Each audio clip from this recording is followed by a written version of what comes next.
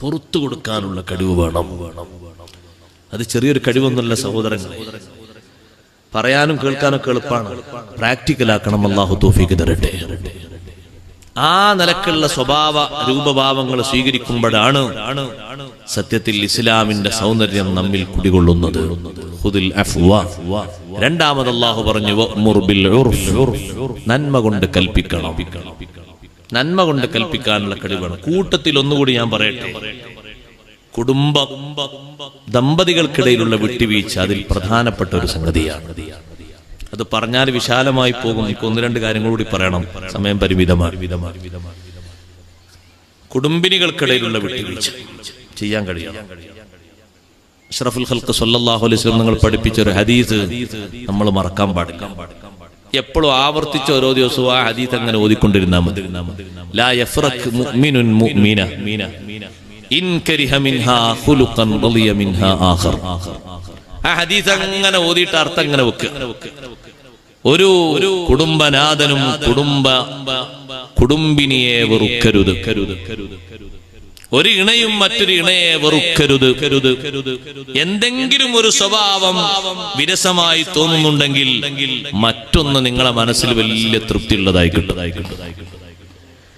ആ തൃപ്തിയുള്ളത് വേറെ പലതും നല്ലതാണെന്ന് കരുതുന്ന ആൾക്കാർക്ക് ഉണ്ടാകൂല. അപ്പൊ കുടുങ്ങിപ്പോകും. ആ തൃപ്തിയുടെ പിന്നിൽ നിന്നിട്ടാണ് നമ്മളെ ജീവിതം മുന്നോട്ട് നയിക്കേണ്ടത്. അപ്പൊ എന്ത് മനസ്സിലായി? ഏതൊരാണിനെ പെണ്ണിനെ സ്വീകരിച്ചാലും ഈ തല ഉണ്ടാകുമെന്ന് മനസ്സിലായില്ലേ? ഒരു സ്വഭാവം ഒരു പക്ഷേ നമുക്ക് ചെറിയൊരു പോരായ്മ ഉള്ളത്, പക്ഷെ പരിഹരിക്കാൻ അപ്പുറത്ത് ഇഷ്ടം പോലെയുണ്ട്. ഇഷ്ടം പോലെ നല്ല സ്വഭാവങ്ങളുണ്ട്. എന്താണ് ഒരു സ്വഭാവം നമുക്ക് കുറവുള്ളത്? ചെയ്യുന്ന പണികളൊക്കെ നല്ല വൃത്തിയാണെങ്കിലും സ്പീഡ് കുറച്ച് കുറവാണ്, സൂക്ഷിച്ചിങ്ങനെ ചെയ്യാൻ. പക്ഷെ ഇബാദത്തിൽ നല്ല സൂക്ഷ്മത ഉള്ള പെണ്ണാണ്, നല്ല ഹയാ ഉള്ള പെണ്ണാണ്, നല്ല സ്നേഹം നൽകുന്ന പെണ്ണാണ്. നമുക്ക് വല്ലതും പറ്റിയാൽ സ്നേഹം കൊണ്ട് അപ്പുറത്തിരുന്ന് കണ്ണീർ വാർക്കുന്ന പെണ്ണാണ്. നമ്മൾ മോഹിച്ചത് നമ്മളെ ജീവിതത്തിന്റെയും ശരീരത്തിന്റെയും സുഖത്തിന്റെയും ഒരു മാറ്റർ മാത്രമാണെങ്കിൽ അങ്ങനെയുള്ള ഒന്നിനെ കിട്ടിയാൽ ഈ സന്തോഷങ്ങളൊന്നും ഒരുപക്ഷെ അതിൽ നിന്ന് കണ്ടില്ലെന്ന് വരും. നമ്മളെ വിചാരത്തിന്റെ ശമനങ്ങൾക്ക് വേണ്ടി നല്ല സൗന്ദര്യമുള്ളതിനെ സെലക്ട് ചെയ്ത് നമ്മൾ കൊണ്ടുവരാൻ, അത് ആശിച്ചുകൊണ്ട് ഈ സ്വഭാവങ്ങളുള്ളതിനൊക്കെ നമ്മളങ്ങ് മാറ്റി നിർത്തിയപ്പോ തിരിച്ചു കൊണ്ടുവന്നത് നിന്റെ വികാരശമനത്തിനൊക്കെ മുന്തിയതാണ്. പക്ഷേ നിസ്കരിക്കാനുള്ള മടിയുണ്ടല്ലോ, നോമ്പ് നോൽക്കാനുള്ള മടിയുണ്ടല്ലോ. ഒന്ന് ഖുർആൻ ഓതിയപ്പോഴേക്ക് നമ്മൾ കരഞ്ഞുപോയി. കാരണം നേരത്തെയുള്ള ഇണ ഖുർആൻ ഓതിയാൽ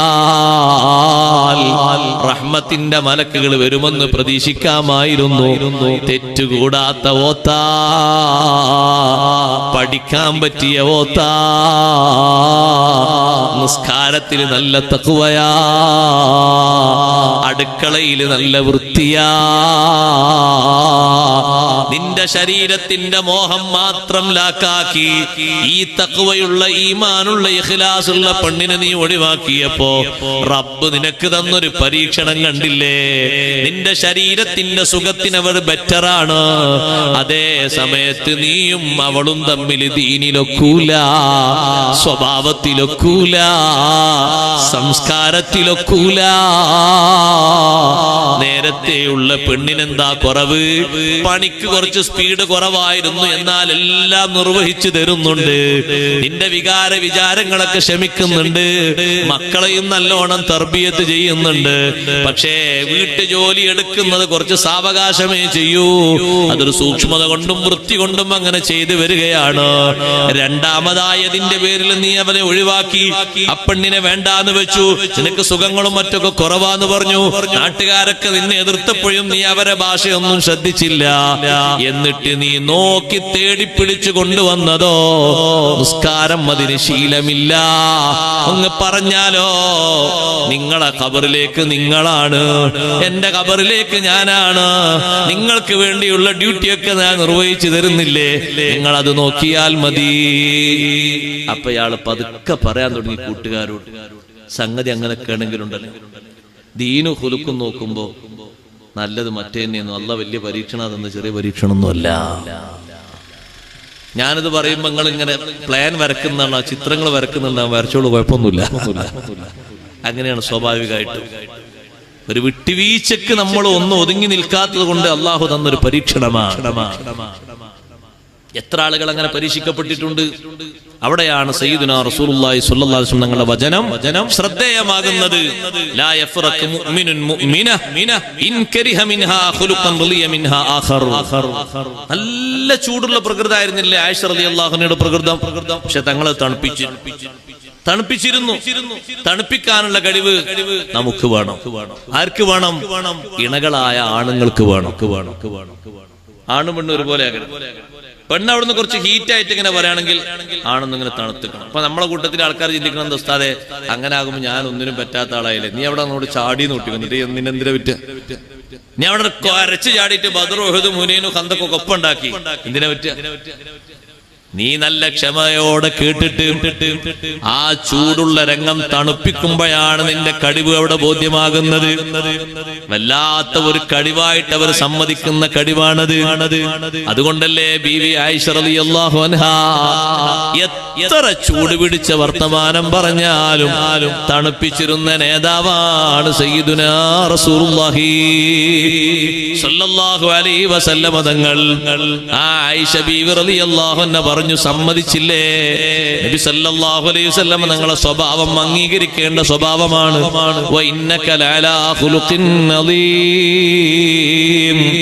ആയത്ത് ഓതിയിട്ട് മഹദി ഇടക്കിടക്ക് ഇങ്ങനെ പറയും, ആ ആയത്തിന്റെ തഫ്സീർ എനിക്ക് ഓർമ്മയുള്ളൊരു സംഭവമുണ്ട്. എന്റെ വീട്ടിലേക്ക് നബി സല്ലല്ലാഹു അലൈഹി വസല്ലം എന്റെ റൂമിൽ കഴിയുമ്പോ, എന്റെ മുറിയിൽ കഴിയുമ്പോ സഫിയ ബീവി റളിയല്ലാഹു അൻഹയുടെ വീട്ടിൽ നിന്ന് അടിമയുടെ കയ്യിൽ എന്റെ വീട്ടിലേക്ക് പലഹാരം കൊണ്ടുവന്നു. ആ പലഹാരം എന്റെ വീട്ടിലെത്തിയപ്പോൾ ഞാൻ ചോദിച്ചു അടിമയോട്, ഇതെവിടുന്നാണ്, ആർക്കാണ്?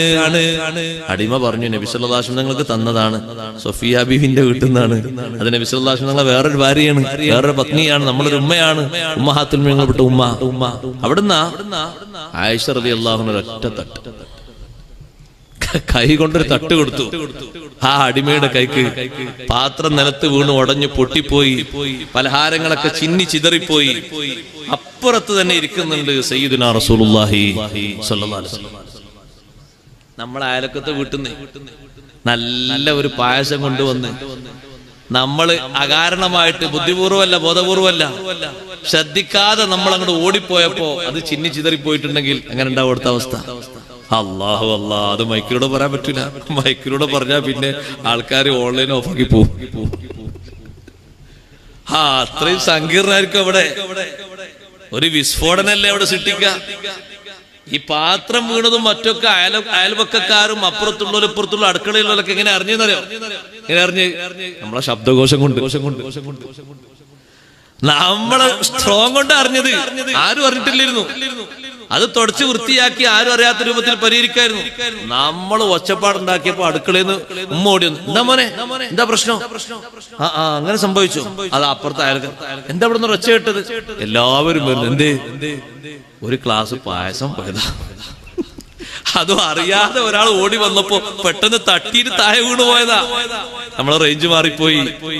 ബീവി ആയിഷ റളിയല്ലാഹു അൻഹ അറിയാതല്ല, അറിഞ്ഞിട്ടെന്നെ ഒരു തട്ടന കൊടുത്തു. ആയിഷ റളിയല്ലാഹു അൻഹ പറയാൻ, ഞാൻ നബി സല്ലല്ലാഹു അലൈഹി വസല്ലം മുഖത്തേക്ക് നോക്കുമ്പോ തങ്ങൾ പുഞ്ചിരിക്കുന്നു. ചിരിക്കാൻ കഴിയോ? ചിരിക്കാൻ കഴിയോ നമുക്ക്? നബി സല്ലല്ലാഹു അലൈഹി വസല്ലം തങ്ങളെ ആ പേടിച്ച് നിൽക്കുന്ന, പരിഭ്രമിച്ച് നിൽക്കുന്ന അടിമയോട് പറയുന്നു, ഖാദിമിനോട് പറയുന്നു, പലഹാരം കൊണ്ടുവന്ന ആ വ്യക്തിയോട് പറയുന്നു, നിങ്ങളെ ഉമ്മാക്ക് അല്പം ചൂട് കയറിയതാണ്, വിഷമിക്കണ്ട. ആയിഷ ബീവിക്കൊന്ന് കലി കൂടിയതാണ്, നിങ്ങൾ വിഷമിക്കണ്ട, സാരമില്ല, സാരമില്ല. ആരാ തണുപ്പിക്കുന്നത്? സയ്യിദുനാ റസൂലുള്ളാഹി സ്വല്ലല്ലാഹു അലൈഹി വസല്ലം തങ്ങൾ അവിടുത്തെ ശറഫാക്കപ്പെട്ട കരം കൊണ്ട് അവിടെ വീണുപോയ പൊടിഞ്ഞുപോയ പാത്രത്തിന്റെ പൊടികളൊക്കെ കയ്യിലേക്ക് എടുത്ത് ഭക്ഷ്യയോഗ്യമല്ലാത്ത രീതിയിലായിത്തീർന്ന പലഹാരങ്ങളും പെറുക്കിയെടുത്ത് പുറത്തു കൊണ്ടുപോയി ഉപേക്ഷിക്കുമ്പോ തങ്ങൾ വിളിക്കുന്നു ആയിഷൂ. എന്തൊരു സ്നേഹത്തോടെയാ വിളിക്കുന്നത് ആയിഷൂ. പലഹാരം നമുക്കുള്ളതാണ്. ആ കൊണ്ടുവന്ന പാത്രം വായ്പയാണ്. പുതിയൊരു പാത്രം എടുത്തു കൊടുക്കൂ. ബീവി ആയിഷ റളിയല്ലാഹു അൻഹ പറയാണ്, വല്ലാത്ത ഒരു സ്വഭാവമാണ് ഞാൻ കണ്ടത്. നമുക്കൊക്കെ റേഞ്ച് അങ്ങോട്ട് ഏറ്റവും ഉയർന്ന തലത്തിലേക്ക് എത്തുന്ന ഒരു നേരം സയ്യിദുനാ റസൂലുള്ളാഹി സ്വല്ലല്ലാഹു അലൈഹി വസല്ലം തണുത്ത രീതിയിൽ പ്രതികരിച്ചുകൊണ്ട് ആയിഷ ബീവി റളിയല്ലാഹു അൻഹയുടെ ചൂടടക്കം മാറിപ്പോയി. അല്ലെ ആയിഷ റളിയല്ലാഹു അൻഹ പറഞ്ഞത്, എന്റെ ദേഷ്യം എന്റെ ചൂടൊക്കെ മാറിപ്പോയി. ആ വിളി കേട്ടപ്പോഴേക്കന്നെ ഞാൻ ഉള്ളിൽ പോയി ഒരു പാത്രം എടുത്തുകൊണ്ടൊന്ന് ആ അടിമന്റെ കയ്യിൽ കൊടുത്തു പോകാൻ പറഞ്ഞു. എന്നാ പിന്നെ ഇതിന്റെ പേരിൽ എന്തെങ്കിലും ഒരു മറുപടിയോ അല്ലെങ്കിൽ അത് ഓർമ്മപ്പെടുത്തുന്ന രീതിയിൽ സംസാരങ്ങളോ ഒന്നുമില്ല. നമ്മളെ പുരയിലാണെങ്കിൽ അതങ്ങനെ ഓർമ്മയിലായിട്ട് എത്ര ദിവസം നിൽക്കും? ഒരാഴ്ച നിൽക്കും. അപ്പൊ നമ്മളെ പുരയിലുള്ള ഉമ്മ പറയും, ഓ പലഹാരം അവിടുന്ന് കൊണ്ടുവരണ്ടില്ലേന്ന്, കൊണ്ടുവന്നാണ് ഞാൻ മടക്കണ്ടില്ലേന്ന്, ഇത് സൂയിപ്പായി പോയല്ലോ. ഇതിങ്ങനെ പറഞ്ഞ് പറഞ്ഞ് പറഞ്ഞ് പറഞ്ഞ് പറഞ്ഞ് പറഞ്ഞ് പറഞ്ഞ് പറഞ്ഞ് മറക്കണില്ലല്ലോ പഠിച്ചോനെ, പ്രായം എത്ര ആയിട്ടും മറതില്ലല്ലോ. ഇങ്ങനെ പറഞ്ഞുകൊണ്ട് അങ്ങനല്ലേ നമ്മളെ ആൾക്കാർക്ക് മറതില്ലാത്ത സംഗതി ഏതാ? യാസീനും അൽക്കഫും തബാറക്കൊക്കെ മറന്നാലും മറക്കാത്ത ഏതാ? പണ്ടെന്നോ പറഞ്ഞൊരു വാക്കില്ലേ, ഇപ്പോഴും ഓർമ്മയുണ്ട്. ഡേറ്റ് അടക്കം പറഞ്ഞു, 985 മാർച്ച് 2-ാം തീയതി എന്നൊക്കെ പറഞ്ഞു. വളരെ കറക്റ്റ് ആയിട്ട് പറയും. അപ്പൊ നമ്മൾ വിചാരിക്കും അയാൾക്ക് ഭയങ്കര ഓർമ്മശക്തിയാണ്. അപ്പൊ നമ്മളാ ഒരിക്കലും ഒരാൾ മരിച്ചപ്പോ അയാൾ അടുത്തുനിന്ന് യാസീൻ ഓതി വെക്കുമ്പോ ഫസ്റ്റ് മുബീൻ എന്നെ അങ്ങനെ ആവർത്തിച്ച് വരുന്നുണ്ട്. അപ്പൊ മനസ്സിലായി ഓർമ്മശക്തി ഒന്നുമില്ല. പിന്നെ മറ്റേതെങ്ങനെ ഓർമ്മ ഉണ്ടായത്? അതങ്ങനെയാണ്. അത് മാത്രം ശിരകളിലാണെങ്കിൽ അത് മറക്കൂലല്ലോ. അത് മറക്കാൻ കഴിയണ്ടേ? അതുകൊണ്ടാണ് ഖുർആൻ വിട്ടുവീഴ്ച ചെയ്യണമെന്ന് പറഞ്ഞിട്ട് തൊട്ടപ്പുറത്ത് രണ്ടും ഒന്നല്ല. വിട്ടുവീഴ്ച പുറത്തു കൊടുക്കുക, നിങ്ങൾ വാക്കാൽ പൊറുക്കുക. മനസ്സിന്ന് തേച്ചു മാച്ചു വിടണം.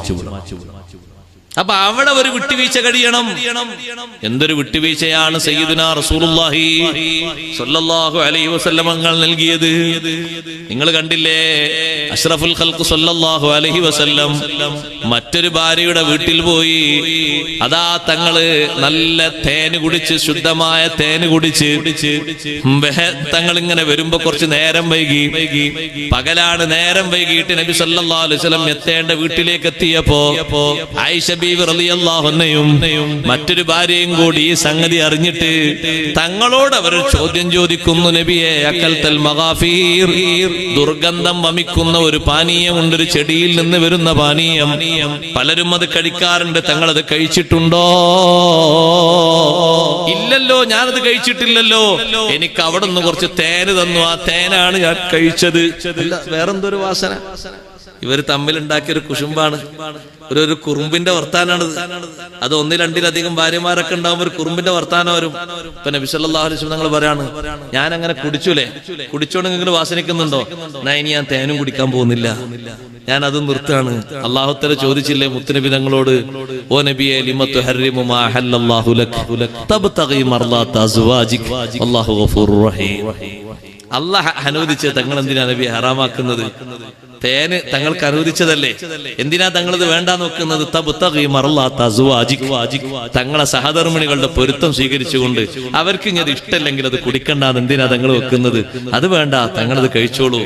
അവരാ പറഞ്ഞതിന്റെ താല്പര്യമൊന്നും അതല്ല നബിയെ, അത് വേറെയാണ്. അല്ലാഹു തആല വെളിവാക്കി കൊടുക്കുന്നു. സയ്യിദുനാ റസൂലുള്ളാഹി സ്വല്ലല്ലാഹു അലൈഹി വസല്ലം അവർക്ക് ഇനി അത് ഇഷ്ടല്ലേ, ഞാൻ ഇത് വേണ്ടാന്ന് വെക്കാം, ഓർക്കൊരു ഇഷ്ടക്കേട് വേണ്ട എന്ന നിലക്ക് തങ്ങൾ തീരുമാനം എടുക്കുമ്പോ എത്രമാത്രം അഫ്വാണ് തങ്ങളിൽ നിന്ന് വരുന്നത്, വിട്ടുവീഴ്ചയാണ് തങ്ങളിൽ നിന്ന് വരുന്നത്. അതാണ് ഇസ്ലാം സ്വീകരിക്കാൻ പറഞ്ഞ മാർഗം. അതിന് നല്ല സ്വബർ വേണം. നീയും നിന്റെ ബാപ്പയും നിന്റെ സഹധർമ്മിണിയും നിന്റെ കൂട്ടുകാരനും നിന്റെ അയൽവക്കക്കാരനും നിന്നോടൊപ്പം പഠിച്ചിരുന്ന സഹപാഠിയും തമ്മിൽ സ്വീകരിക്കണം. നല്ല ഭാഷയിൽ പ്രതികരിക്കണം, നന്മ കൊണ്ട് പ്രതികരിക്കണം. നിനക്കും മറ്റൊരാൾക്കും മറ്റൊരാൾക്കും ഇടയിൽ എന്തെങ്കിലും എതിർപ്പുണ്ടോ? ആ എതിർപ്പുള്ള മനുഷ്യൻ കഅന്നഹു വലിയുൻ ഹമീം, നിന്റെ ആത്മമിത്രത്തെ പോലെയായി മാറും. നിന്റെ ഏറ്റവും ഇഷ്ടപ്പെട്ട കൂട്ടുകാരനായി തീരും. നീ നന്മ കൊണ്ട് പ്രതികരിച്ചാൽ മതി, അവന് വിഷമങ്ങളൊന്നും ഉണ്ടാകൂല, അവൻ മാറി ചിന്തിക്കും. ശരിയായ നിനക്ക് അവന്റെ മനസ്സ് മാറിപ്പോകും. നിങ്ങൾ കേട്ടിട്ടില്ലേ അഷ്റഫുൽ ഖൽഖ് മുഹമ്മദുർ റസൂലുള്ളാഹി സ്വല്ലല്ലാഹു അലൈഹി വസല്ലം തങ്ങൾ ശത്രുക്കളോടും വലിയ മയനിലപാട് സ്വീകരിച്ച നേതാവാണ്. തങ്ങൾ ഒരു ഭാഗത്തുകൂടെ പോകുന്ന വഴിയിൽ എന്നും നടക്കാൻ കഴിയാത്ത രൂപത്തിൽ മുൾച്ചെടികളും മുൾവലകളും കൊണ്ടുവന്നിട്ടിരുന്ന ഒരയൽവാസി നബി സല്ലല്ലാഹു അലൈഹി വസല്ലം നിങ്ങൾക്കുണ്ടായിരുന്നു. യഹൂദിയായ അയൽവാസിയാണ്, ശല്യം ചെയ്തിരുന്ന അയൽവാസിയാണ്. എന്നും വേസ്റ്റ് സാധനങ്ങളും അതുപോലെ തന്നെ മുൾവസ്തുക്കളും കൊണ്ടുവന്ന് തങ്ങൾ നടക്കുന്ന നടപ്പാതയിൽ വിതറും. നബി സല്ലല്ലാഹു അലൈഹി വസല്ലം തങ്ങളുടെ വീട്ടുമുറ്റത്ത് പോകുന്ന വഴിയിലാണ് കൊണ്ടുവന്നിരുന്നത്. ഒന്നും തങ്ങൾ പ്രതികരിക്കാറില്ല. എല്ലാ ദിവസവും അതെടുത്തു മാറ്റും. എന്നിട്ട് തങ്ങൾ സുഗമമായി പോകും. ചില റിപ്പോർട്ടുകളിൽ കാണാം, മുൾ വിതറുമ്പോ മുള്ളിന്റെ മുകളിലൂടെ ശരിയായ നിലക്കുള്ള പുൽമേടുകളിലൂടെ നടന്നു പോകുന്നത് പോലെ തങ്ങൾ നടന്നു പോകാറുണ്ട്. തങ്ങളെ കാലിലേക്ക് അത് ഏശാറില്ല. മലിന വസ്തുക്കൾ തങ്ങൾ നീക്കം ചെയ്തിട്ട് ആ പാത വൃത്തിയാക്കിയിട്ട് തങ്ങൾ അങ്ങ് പോകും. ഇതാരാണ് കൊണ്ടുവന്നിട്ടത് എന്ന് തങ്ങൾക്കറിയാം. പക്ഷേ തങ്ങളൊന്നും മറുപടി പറയാറില്ല. ക്ഷമിച്ച് സഹിച്ച് മുന്നോട്ട് നീങ്ങലാൻ. സഹിക്കാൻ പറ്റാത്ത രീതിയിലുള്ള നജസായ വസ്തുക്കളൊക്കെ കൊണ്ടുവന്നിടും. നമ്മളെ വീട് താഴത്തും അയൽക്കാരന്റെ വീട് മേലെയാണെങ്കിൽ ഇയാളെ വീട്ടിന്റെ ഓടിന്റെ ഭാഗത്തുനിന്നോ അല്ലെങ്കിൽ വാർപ്പിന്റെ മുകളിൽ നിന്നോ മഴവെള്ളം നമ്മളെ വീട്ടിന്റെ മുറ്റത്തേക്ക്, അല്ലെങ്കിൽ നമ്മളെ വീട് താഴെയാണ്, വീട്ടിന്റെ മുറ്റത്തേക്ക് അതങ്ങനെ ഒഴുക്കി കൊടുത്താൽ മതി, ചാല് കീറി കൊടുത്താൽ മതി. അങ്ങനെ അങ്ങോട്ട് ഒഴുകിയാൽ നമ്മൾ വന്നിട്ട് പറയും, ആ നിന്റെ വീട്ടിന്റെ മേൽക്കൂരയിൽ നിന്ന് മഴവെള്ളം ഇങ്ങോട്ട് വീഴുന്നുണ്ട്, നജസല്ലട്ടോ, അതുകൊണ്ട് മഴവെള്ളം മേലാൽ ഇങ്ങോട്ട് വീഴാൻ പാടില്ല. നീ ഒരു കാര്യം ചെയ്ത് പടച്ചവനോട് തോന്നുന്നു, ഇനി മഴ ഇങ്ങോട്ട് പെയ്യണ്ട. എന്താ പറയാ, നമ്മളെ അയൽക്കാരനോട് നമ്മൾ പറയാം, അവിടെ പെയ്യുന്ന മഴവെള്ളം ഇങ്ങോട്ട് വീഴാൻ പാടില്ല. മഴവെള്ളം വീഴുമ്പോഴേക്കും നമ്മൾ രണ്ട് പക്ഷത്തായി. സുബ്ഹാനല്ലാഹ്, ഇവിടെ റോഡിന്റെ മുന്നിലൂടെ കൊണ്ടുവന്നിരുന്ന അയൽവാസി കൊണ്ടുവന്നിരുന്നത് നടക്കാൻ കഴിയാത്ത രീതിയിൽ മലിന വസ്തുക്കളാണ്, വേസ്റ്റുകളാണ്. തങ്ങൾ അതൊക്കെ നീക്കാൻ. ഒരു ദിവസം ആ അയൽവാസിയെ കാണാതെയായപ്പോ, യഹൂദിയായ അയൽവാസി, ശല്യം ചെയ്യുന്ന അയൽവാസിയെ കാണാതെയായപ്പോ നബി സല്ലല്ലാഹു അലൈഹി വസല്ലമ തങ്ങൾ പറഞ്ഞു, നമ്മളെ അയൽവാസിക്ക് വല്ല രോഗവും വന്നിട്ടുണ്ടോ? അദ്ദേഹത്തെ കാണുന്നില്ലല്ലോ, ഒന്ന് പോയി നോക്കട്ടെ. നമ്മളെന്താ പറയാ, അയാളെ ശല്യം തീർന്നു തോന്നുന്നുണ്ടല്ലേ. പിന്നെന്താ പറയാ, ഹംദൻ കസീറൻ ത്വയ്യിബൻ ബാറക്കാം. എങ്ങനെ പറയാ, ചിന്തിച്ചു നോക്കി. അഷ്റഫുൽ ഖൽഖ് റസൂലുള്ളാഹി സ്വല്ലല്ലാഹു അലൈഹി വസല്ലം തങ്ങൾ പറയാണ്, അയാൾക്ക് വല്ല അസുഖം വന്നിട്ടുണ്ടോ? പുറത്തൊന്നും കാണുന്നില്ലല്ലോ ആളെ, ഒന്ന് വീട്ടിലേക്ക് പോയി നോക്കട്ടെ. വീട്ടിലേക്ക് തങ്ങൾ കയറി നോക്കുമ്പോ അവിടെ ഉണ്ട് ആൾ അസുഖമായി കിടക്കുന്നത്. അഷ്റഫുൽ ഖൽഖ് റസൂലുള്ളാഹി സ്വല്ലല്ലാഹു അലൈഹി വസല്ലം അവിടെ ഇരുന്നു. സാരല്ല, ഒക്കെ സുഖായിക്കോളും എന്നൊക്കെ പറഞ്ഞു. തങ്ങൾ നല്ല സന്തോഷത്തോടുകൂടെ പെരുമാറിയിട്ട് രോഗം കണ്ട് തിരിച്ചു വന്നു. ആരെ? ശല്യം ചെയ്യുന്ന, എന്നും പോകുന്ന വഴിയിൽ തടസ്സത്തിന് വേണ്ടിയിട്ട് വേസ്റ്റുകളും മുള്ളൊക്കെ കൊണ്ടുവന്നിടുന്ന യഹൂദിയായ അയൽവാസി. ആ അയൽവാസിയെ രോഗം കാണാൻ വേണ്ടി നബി സല്ലല്ലാഹു അലൈഹി വസല്ലം പോയി തിരിച്ചു വന്നപ്പോ പിന്നെ പോയി കാണുന്ന ആള് അയൽവാസിയുടെ പരിഭ്രമാവസ്ഥ കാണുന്നു. അയൽവാസി പറയുന്നു, ഞാൻ ഇത്രയും തടസ്സം ചെയ്തിട്ടും ഒരിക്കൽ പോലും എന്നോട് പ്രതികരിക്കാതെ രോഗിയായി ഞാൻ ഇവിടെ കിടക്കുമ്പോ എന്നെ വന്ന് കണ്ട ആ മഹാമനുഷ്യനില്ലേ, റസൂല് തന്നെയാണ്, സത്യപ്രവാചകനാണ്. പലരും എന്നോട് പറഞ്ഞിട്ട് ഞാൻ അതിൽ വിശ്വസിച്ചിട്ടാണ് വഴിതടസ്സം വരുത്തിയത്. ഇന്ന് വരെ എന്നോടൊരു മറുപടി വാക്ക് പറഞ്ഞില്ലെന്ന് മാത്രമല്ല, രോഗഗ്രസ്തനായി കിടക്കുന്ന എന്നെ വന്ന് കണ്ടില്ലേ? എന്തൊരു മാന്യതയാണ്, എന്തൊരു ബഹുമാനമാണ്, എന്തൊരു സ്നേഹമാണ്. ആ ഒരു സ്നേഹത്തിന്റെ ഇടപാട് ആ മനുഷ്യന്റെ മനസ്സിൽ ആയിന്നിറങ്ങിയപ്പോൾ വിശുദ്ധ ഇസ്ലാമിന്റെ സൗന്ദര്യം മനസ്സിലാക്കി അഷ്ഹദു അല്ലാ ഇലാഹ ഇല്ലല്ലാഹ് വ അഷ്ഹദു അന്ന മുഹമ്മദർ റസൂലുള്ളാഹ്